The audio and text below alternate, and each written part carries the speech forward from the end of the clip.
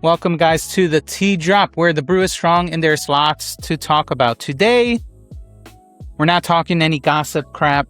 It's the oldest fight in wrestling. If you're only booked to wrestle, right, do you still have to help set up the ring or the event or the arena in an indie show or even in a big event, big place like WWE and AEW? AJ Styles, Avery Styles, Eric Canon, GCW. Here's for somewhat, this is the beginning of the documented exchange, and we're going to go deeper on this whole debacle about what you should be doing as part of an early timer in wrestling. So let's get to it. August 1st, 2026, GCW had an event called Rude Awakening in Minneapolis, Minnesota, which was streaming live on Thrill TV Plus for all those that still watch it, even though apparently there's been issues with certain companies. Anyway, that's a separate story. Anyway, Avery Styles loses in a match against Marcus Mathers. This wasn't a main event. It was just young wrestler getting some valuable reps on the independent scene, getting his chops and getting his moment in. It was a decent match. Look at them. They were going against each other.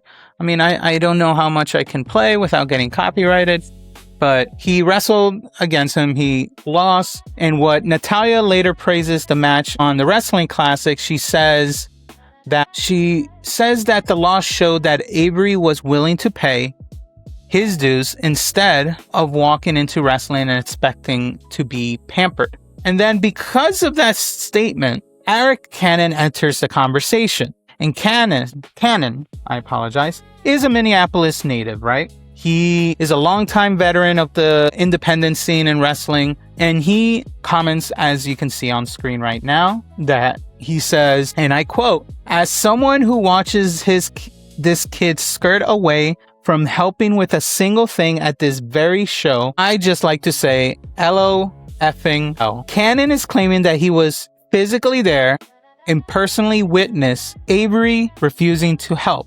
Now, what does that mean? Before I go any forward.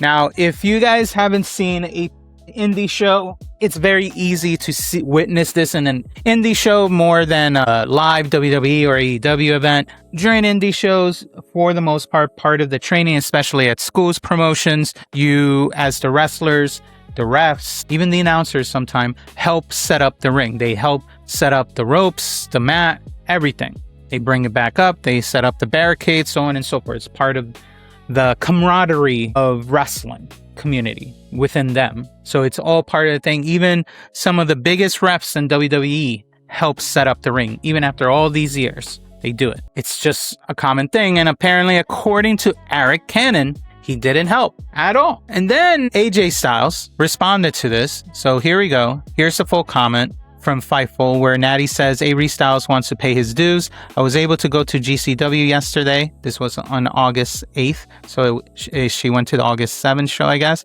and watch Avery Styles and one of our dungeon students, Marcus Mathers, wrestle, and they blew me away. They blew me away. They're so young and they have so much presence, and they just love this. They study it.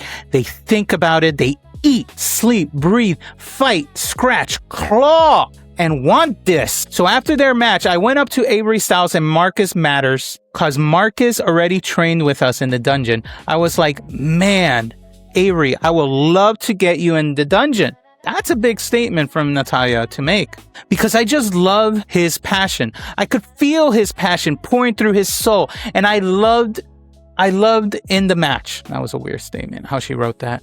What I really liked is that he didn't win the match. It showed me, and I said this to Avery, I said, it showed me that you're willing to pay your dues, that you're not just going to come into the industry as AJ Styles' son that has to be pampered and coddled, and he wants to earn it. He wants to pay his dues, and I love that. She said that on the TWC Worldwide, which is the Wrestling Classic. Shout out to the Wrestling Classic. Justin Dillon, a real goat in the social media wrestling community. So that was reported by Fightful from TWC Worldwide. And obviously, as we went about it, Eric Canon responded with the LOFNL. And then, of course, AJ, being a concerned father, obviously fires back. AJ Styles fires back and he says He paid to wrestle at GCW, not help you put and take down the ring. That sounds like your job. You sound like a jealous Anyway, apparently he's a jealous douche. Alright, fair enough. Canon doesn't back down though, because he responds back. He says Avery has a choice, and I'll read his comment, his response to AJ Styles. I have all of the respect in the world for you, AJ. I understand why you defend your son, and it is admirable. But the fact remains, he can stay AJ's kid, continue to skirt responsibility and paying dues, or he can earn the respect of his peers and stand on his own as Avery. AJ responded with a dinner analogy, which is down here. So we'll go to here. So he responds that. So he says, you don't ask someone to have dinner at your house and have them do the dishes. Damn. Oh man. He was asked to wrestle at GCW. Although grateful for the opportunity, a vet would have talked to him professionally, or at least face to face. So what he's getting at, what AJ's getting at, is that if there was an issue, he argues with the fact that a few things. Let's talk about the dinner analogy. He says that you don't invite someone to your house for dinner and then expects that person to wash the dishes, right? He says that, and he also argues that a veteran should have approached Avery professionally and spoken to him face to face. What he obviously means by that is, if you have a problem, don't make it a social media issue. Don't bring it up online. You know, the wrestlers, even before social media, whenever they had issues, they handle it within the locker room, inside closed doors. And here we have Eric Canon blasting it online. So of course, what do you expect? Social media moves like wildfire. As soon as this came out, people started reacting. Oh, what's going on? What's going on? And AJ tries to nip it in the butt. He's more upset at not the fact of what he said, is how he delivered it. I'm sure AJ's he's talked to his son saying, hey, you should have helped if that is true. And he will hopefully explain to him how things need to be done if what Eric is saying is true. But he's pissed that he brought it up because it just hurts the growth of Avery. Kids F up. He's just a kid after all. I know he's AJ Styles' son, but he's also still just a wrestling kid learning just like everyone else. And maybe he wasn't aware, or maybe he forgot or something. But honestly, AJ also did the fact that, he was paid to be there. I mean, honestly, even if he was paid to be there, in my opinion, he should still be helping out. But that's me. Unless you're like a big timer like MJF going to House of Glory or MJF going to Create a Pro Wrestling and not helping, that's because it's MJF. That's because it's the Hardy Boys and stuff like that. Avery Styles is not that level yet. Just because you have, again, a little agreement with Eric, just because he has the Styles name, that doesn't mean he gets to skip that like MJF would, or Mercedes, or anyone that goes to the indies to just promote a show, you know? But anyway, Canon delivers, as far as we know, the closing statement, and I haven't seen anything that goes beyond this, and this happened last night around 8 o'clock at night, almost 9 o'clock. He says, a 20 plus year vet and promoter asked him to help with the chairs twice. And instead of helping, he hid in the locker room until everyone was done. Wow. My 2 cents isn't going to affect his future, but with all due respect, you stating he doesn't need to help is only doing him a disservice, which I kind of unfortunately have to agree with him. As much as I don't agree how he approached this conversation, I do have to agree. It's part of your culture, right? This is part of the thing that we as viewers in the outside don't know about and visually don't know about, but we've heard based on their stories from their mouths that how it's all a community about helping each other, setting up events, taking down events, kind of like a circus, kind of like a carnival. After all, wrestling is a carny event, or it used to be, and it's all part of that formula. So yeah, he should have helped. At minimum, if he didn't know how to take down the ring, yeah, fold the chairs, stack them up, be part of the helping crowd. I have to agree with this for the most part. I don't think him. If they said that to AJ Styles, now that's different. This is Avery Styles. He hasn't gone up. He hasn't reached the distance. He's not Hercules. He hasn't gotten there yet. So anyway, this ending statement right here hasn't been answered to at all. And at this point, this is really stuck to it all over the internet. And like I said, according to Canon, Avery was asked to help with the chairs. He didn't do it. According to Canon, that's his claim. That instead of helping, Avery hid in the locker room until all the work was finished. Kind of lazy though, if it's true. Now let's separate what we know from what has only been claimed. We have Eric's Canon's account. We have AJ Styles' defense. We do not have, obviously, any public footage or confirming what happened because, this is back of house shit. We're not going to get videos recording unless it probably was from Eric Canon himself. We also don't have a complete public response from Avery himself within the available reporting that happened this past day, honestly. This happened 24 hours ago. Without Avery stating anything, it just means Canon's chair story should be treated as an allegation from a veteran who says he witnessed it, but not yet the final verdict. Now, here's a little bonus of all this. AJ Styles and Eric Canon have actually wrestled each other twice. That's something that's happened in the past. Both matches happened back in 2004. They battled when they were young. AJ is 2-0 against him, so these aren't two complete strangers discovering each other on social media for the first time. It's just, I don't know if that's something more that he's a little stingy about the fact that he lost to AJ Styles and he still hasn't gone anywhere since 2004. I mean, this is Eric Canon, right? I didn't even know who he was until this week. He hasn't apparently wrestled in any promotion, right? Let's take a look. Eric Canon. Let's see I guess we can go to Wiki. So he's wrestled. He's known for competing in promotions such as Chikara, Dragon Gate USA, which is Daniel Bryan's old stomping grounds, IWA Mid-South, All American Wrestling, and Wrestling Society X. He owns and operates the Minneapolis-based wrestling promotion First Wrestling, and is also the only wrestler officially sponsored by Pabst Blue Ribbon. But other than that, he's only been in indies. He's been in WWE in 2017. He appeared on an episode of 205 Live. He was introduced by Brian Kendrick as Brian Kendrick and lost to Akira Tozawa? What? So he was introduced as another Brian Kendrick? Okay.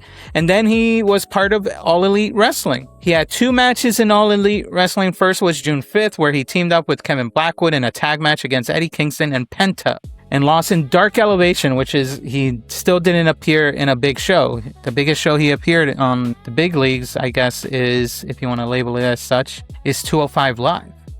Because 205 Live was its own show, but Dark Elevation is like a YouTube show. His second match was a tag team in front of his home crowd in Minneapolis on November 12th, where he and Rennie D took the Pinnacle members, Wardlow and Sean Spear, and they lost, of course. So he's only appeared in Dark Elevation during the Quake of the Lake special. Anyway, so this guy has not been wrestling that much. Let's get back to the main tea of this. So, Lexis King, Brian Pillman's son, jumps into the conversation to defend Avery because this popped up on Danger Radio. Avery Styles being on the card isn't selling any more tickets. It's his father being there that is selling the tickets. When his father stops coming to each show, tickets will dry up. And is that the only time he talks about? He reposts. Wow, he's been involved. Okay, so there's more to this story. Let's keep it up. He does defend him. It's not talking just about his father. So, okay, sorry. Like, he responds to Eric Canon's statement and says the following: as someone who has walked in this kid's very shoes, being the son of a legendary high flyer and taking to the indies for the first time, all I can say is that it is a different path than most. I was 5 matches in and promoters would fly me in, tell me to hang out at the hotel until call time, and when I get there, the ring would already be set up. To put it plainly, people treat you differently when you are one of us, and it's not his fault. That is true. There's a different type of baggage this boy carries, an expectation to live up to his father's greatness that most would never understand. I hadn't set up or tore down a single ring until I got to NXT, but yet I am so glad I started because it taught me a lot about the work that goes into making the magic that is pro wrestling. It's at a level of appreciation. I was treated like royalty by everyone in the business until I walked into NXT, and the leadership here humbled me and treated me like everyone else. It's up to the leadership on the indies. This is the key point here. It is up to the leadership on the indies to show him the way. He's putting his body on the line and drawing extra eyes for your show at a young age, and you want to blast him on the internet instead of talking to him in person? This is the big one. This is the big thing. Well, guess what, Eric? Your tweet didn't sell any more tickets for the next show, but I bet Avery Styles being on the card will, because it's his birthright. I mean, it's true. It's sadly true. It's sadly true, even for WWE. What sells more? Cody Rhodes going against, unfortunately, one of the upcoming stars, or Cody Rhodes going against The Rock? It's a similar scenario as to indies, man. It's a horrible comparison, but like, it's the same idea. Then he started retweeting AJ Styles' response, and then eventually he responds to this whole thing. He says, "My father didn't make it to any of the indie shows, and yet people still came out of interest to see my potential and their concern they had me with my father. I'm blessed to say that many fans still share that connection and have passed it along me.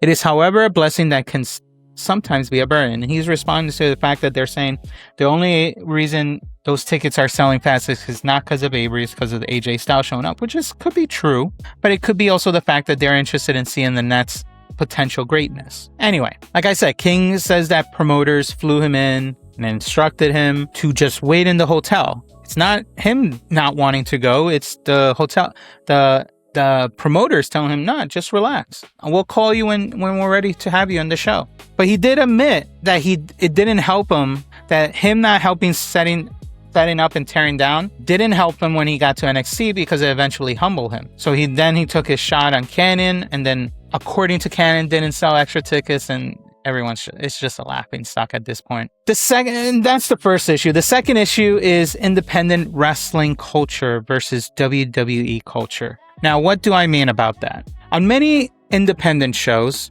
and I'll put this card up, right? Or maybe should I put this? I'll take that out.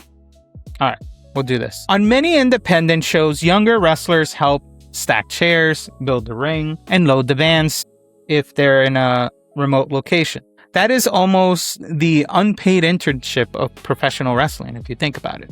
In WWE and NXT, those responsibilities belong to the production crew and other staff members for the most part. Sometimes they get the new wrestlers to help, like Lexis King described, to just help them out and humble them a little bit. Fans who have lived through a garage show, small buildings, and overnight drives or independent scenes are going to understand Canon's position. Fans who only know the major television wrestling system are most likely to understand AJ's position. The third issue is the dad mode versus the locker room law. AJ Styles is not a natural observer when it comes to this. He is a father defending his son. He is also someone who clawed his way up through the independent wrestling scene as well and paid plenty of dues himself. Half of the timeline sees a protective father standing up for his kid, but the other half sees a Hall of Famer shielding his son from the same dues that helped AJ earn respect. AJ's in-ring career ended with a loss to Gunther at the Royal Rumble this year, 2026. The same event where AJ made his WWE debut 1 decade earlier in 2016. That was followed by AJ's surprise induction into the WWE Hall of Fame class of 2026. Triple H has said that AJ didn't want a traditional writing position or a standard production role after retiring. AJ actually wants to work in developmental, where he can identify promising wrestlers and help fans fan the flames of emerging talent. And then on the Phenomenal Retro, AJ confirmed that he will produce matches at Evolve when needed. He is already working hands-on and scouting WWE ID talent, and that is where we find the tension when it comes to this whole thing.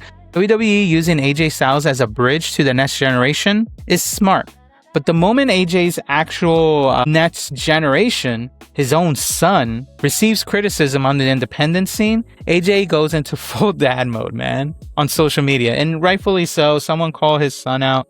But, I mean, maybe he shouldn't have done that either. He probably should have instead called this guy and told him, hey, yo, what you did in social media was foul as F. But what can you do? That reaction is completely human.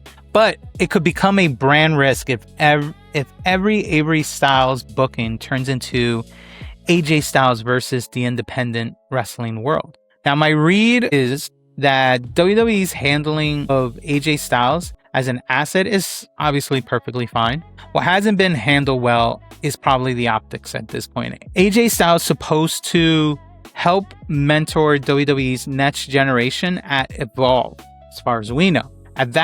At the same time, he is publicly calling an independent wrestling veteran a jealous douche over a chair duty work. That contradiction is going to get people talking on the internet. And for Avery, every future promoter now has a free scouting report on him, whether that report is fair or not.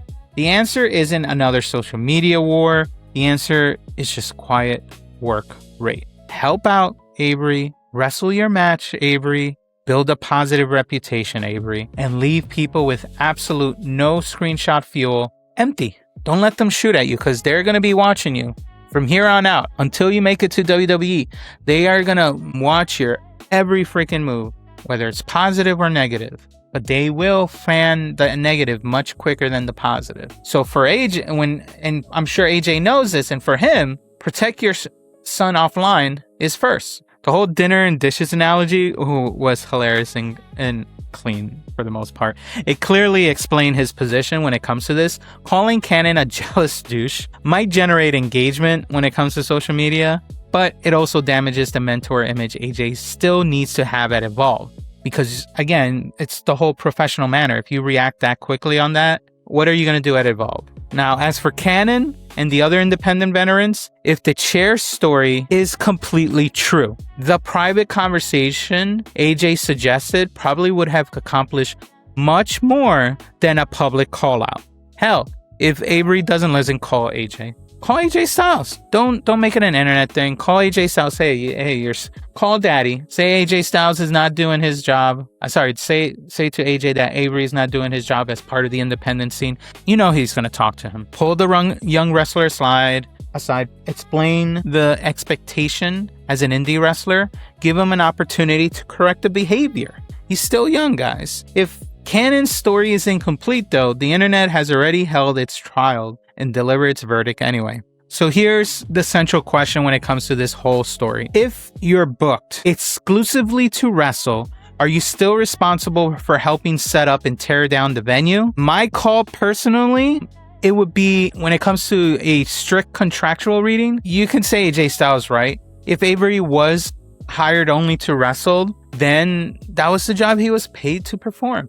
But honestly, when it comes to earning the respect of the locker room and the wrestling worker community as a whole, especially when your last name is already on a billboard, Eric Canon also has a point. And when it comes to how responsible adults should actually handle a situation like this, guys, talk face to face. Don't use social media. Don't turn it into a quote tweet theater situation. And then you get random people from other areas in the wrestling world like Lexis King to comment as well, which by all means, it's fair to comment now that it's public. But if you kept it face to face, none of this would have exploded. But both things can be true. Anyway, unfortunately, professional wrestling is allergic to allowing both things to be true at the same time. This is the whole exchange when it comes to this. Natalya's praise, Canon's public call out, AJ's eruption, the claim that Avery was asked twice to help chairs, to Lexis King stuff, and so on and so forth. But regardless, I want to hear from you guys. Are you Team AJ or are you Team Canon? Let me know your thoughts in the comments. Or how about this? Or are you Team talk to the kid in the whole way kind of situation? I think that's one that many people would probably agree. But let me know your thoughts in the comments. Drop your thoughts. And as always, if the T hit right, hit the like and subscribe. And I will see you on the next video.